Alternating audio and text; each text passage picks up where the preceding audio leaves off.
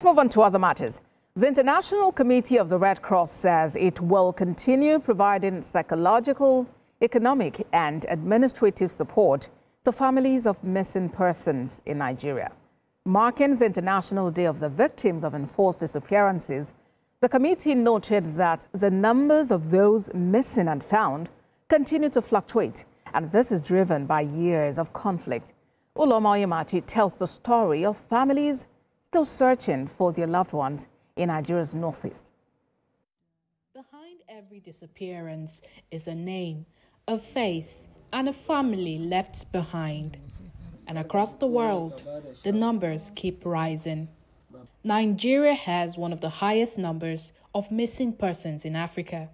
Statistics show 13,595 families are still searching for more than 23,000 family members. 59% were minors at the time of their disappearance, and 67% of this number are in Borno State. Adamawa State, northeast Nigeria, created in 1991, has endured repeated attacks since the late 2000s.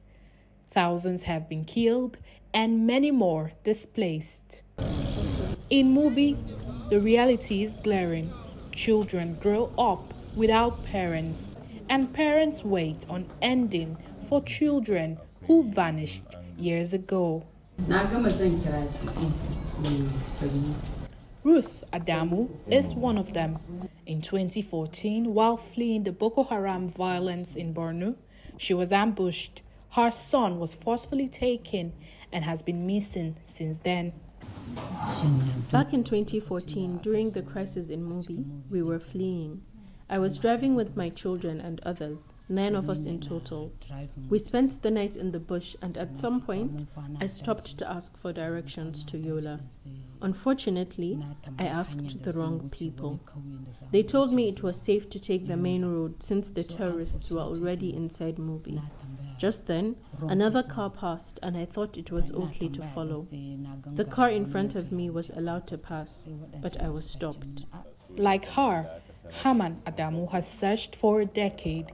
He lost his 2 children while fleeing Borno, and the trail has only led to setbacks. I fled Boko Haram from Goza to Madagali in 2014. While running, I lost touch with my children. The terrorists didn't target women and children. They were after men. Mohammed Suleiman lost his wife and 6 children to conflict, and this is one of the houses here in Mubi, Adamawa State, learning to live with absence, a father missing, a mother gone, and children who never returned. Yet there is still hope that they may find them again. The ICRC is one of the few organizations documenting these cases. In the Bay States, Borno, Adamawa, and Yobe, their work focuses on tracing missing persons, reuniting families, and supporting survivors. Through its accompaniment program, relatives of the missing find psychosocial support and shared strength. I was one among the family of the missing, so one day I received a call that I'm going to have an interview to be an accompanier. This program had helped many of the beneficiaries, because I could think when we go for house of survey or verification, when asking them this question, some of them do cry. They do cry because of the question that we do to ask them. But along the line, when the program was going, that trauma and this had started disappearing. In Madagali, conflict has driven farmers off their land and forced many into IDP camps.